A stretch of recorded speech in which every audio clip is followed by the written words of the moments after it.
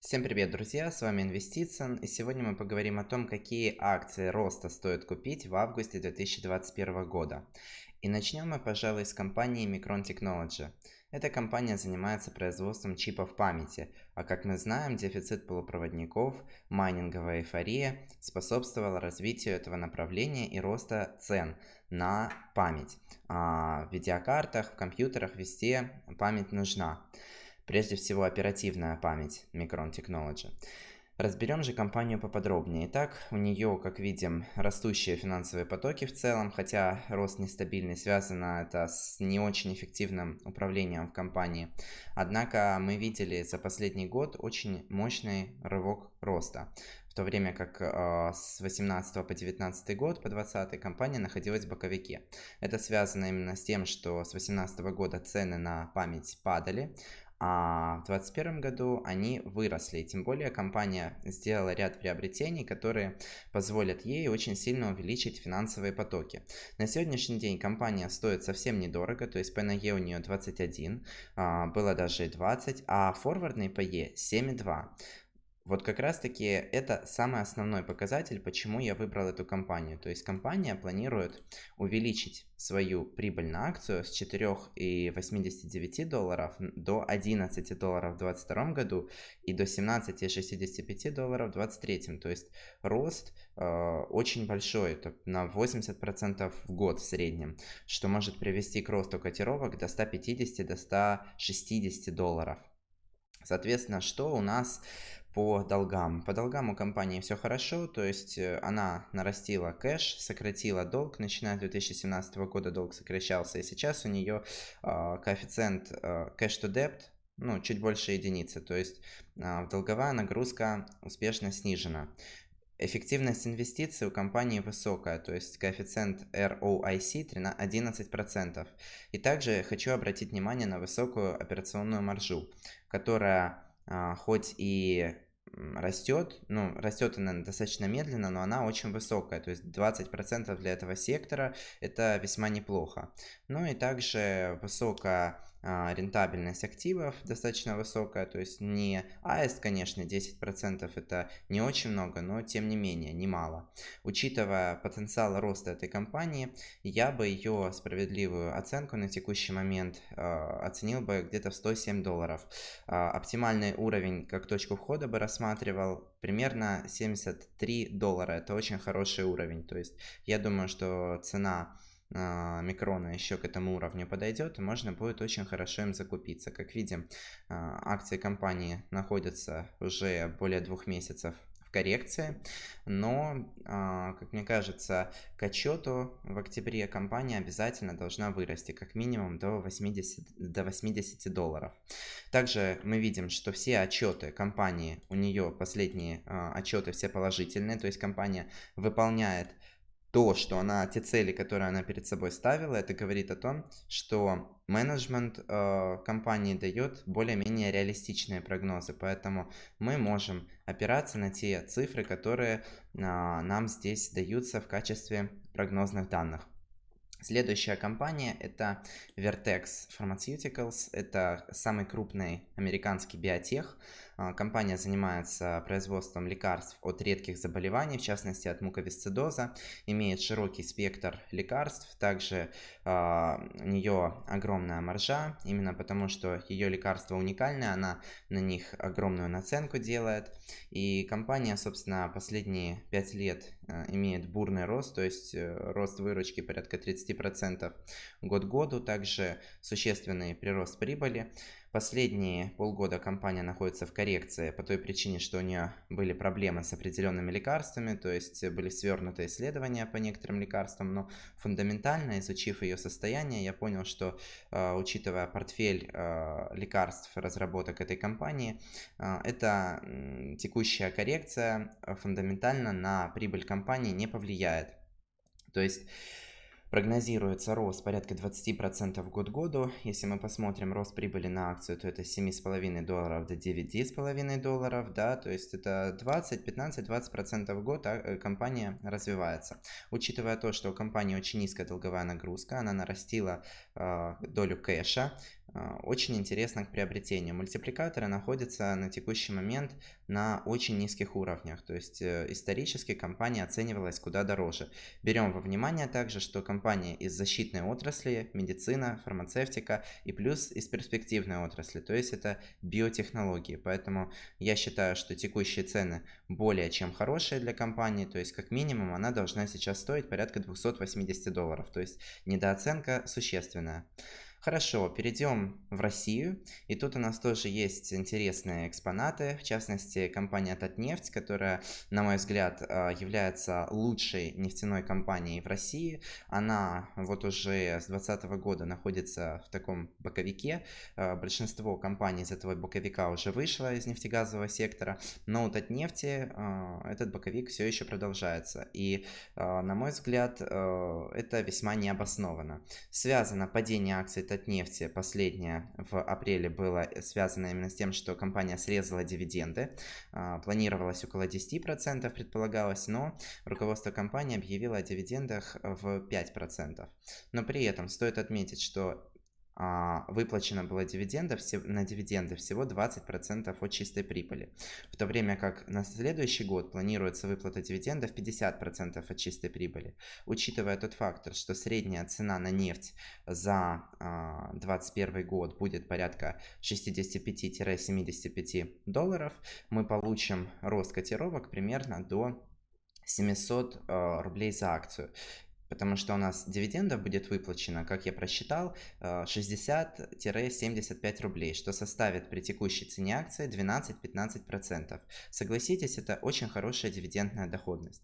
Учитывая то, что если мы сравним компанию с конкурентами, да, то по всем основным мультипликаторам компания выглядит очень даже неплохо, то есть она стоит дешевле Лукойла. Она стоит дешевле Лукойла, дешевле Роснефти, хотя исторически компания Татнефть показывала более высокие результаты, чем тот же Лукойл. Если мы посмотрим на графики цены, то за последние 10 лет Татнефть выросла на 400%, а Лукойл всего на 300%.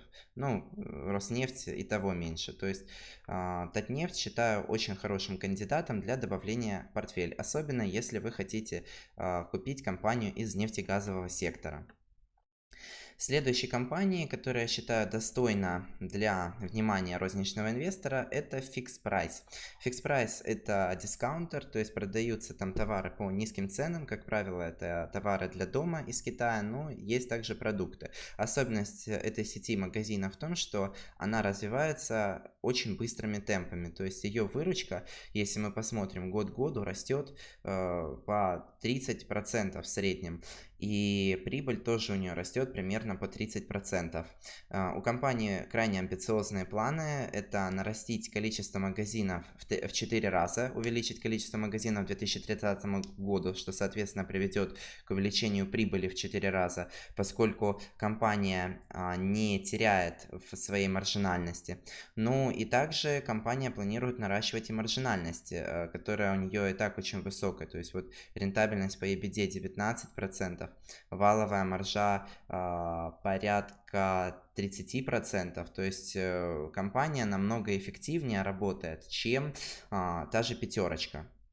И при том, что у нее торговых площадей существенно меньше, то есть более эффективно используются имеющиеся ресурсы у компании. Да, сейчас у компании есть проблемы с долговой нагрузкой, из-за чего она ушла в отрицательную балансовую стоимость, но руководство компании заявляет о том, что будущие финансовые потоки позволят сокращать долговую нагрузку, что, в общем-то, очень неплохо. Также компания планирует выплачивать 50% денежного потока, свободного денежного потока на дивиденды. Поэтому считаю, что при текущих оценках P на E 27, да, то есть через год это уже будет 22, а на минуточку у пятерочки у нас сейчас порядка 22. То есть через год фикс прайс будет стоить так же, как пятерочка, учитывая, что фикс прайс растет на 30%, 25-30% в год, а пятерочка всего лишь на 7%. По PS тут глупо смотреть, потому что, как я уже говорил, у фикс прайса намного выше чистая рентабельность, чем у конкурентов. Поэтому по этому показателю ритейлеров сравнивать не стоит. Ну и также, что хочется отметить, что положительным фактором для фикс-прайса будет ослабление китайского юаня. Ни для кого не секрет, что китайский юань будет падать, а у фикс-прайса значительная часть расходов выражена в китайских юанях.